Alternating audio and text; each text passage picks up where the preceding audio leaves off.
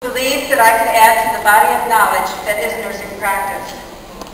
And I believe that most, if not each, of my fellow graduates could tell a similar story.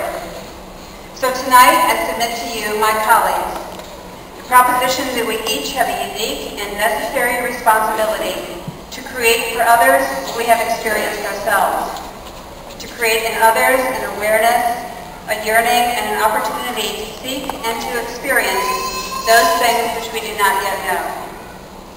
In the Ethics of the Fathers, it is written that he who learns in order to teach will be enabled both to learn and to teach.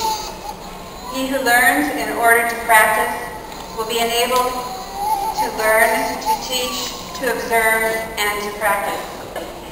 And as we each practice in our own way, that practice has the capacity to help another of our colleagues develop and learn and adapt in the complex world of healthcare.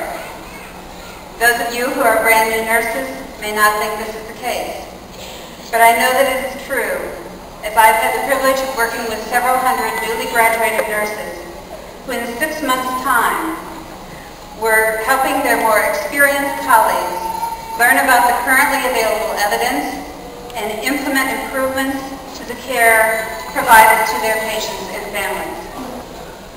For those in advanced positions, I believe the responsibility is even greater. As we lead, as we examine, as we teach and search for new knowledge, we have the ability to directly improve the knowledge and skills of our colleagues. I submit that this part of our practice is absolutely essential. And while those who practice in academic settings have long felt this mission, we who practice in patient care settings have not been as clear in this imperative. The imperative that we must each accept an active, conscious, and explicit role in preparing our colleagues to think in different ways. We must support them as they take risks, help them to obtain and share resources, and guide them to recognize and reward excellence. I also believe that nurses in my generation have a special responsibility to develop our colleagues who will deliver the next generation of nursing care. Our collective practice will, of necessity, look far different in the next 10 years. And I believe that both formal and informal learning on both individual and organizational levels are essential to developing and transforming the nursing practice of this new century. Continuous learning has been shown to be a major indicator of sustained engagement within our workforce, which I believe will become even more important in successfully retaining the best and the brightest in our organizations.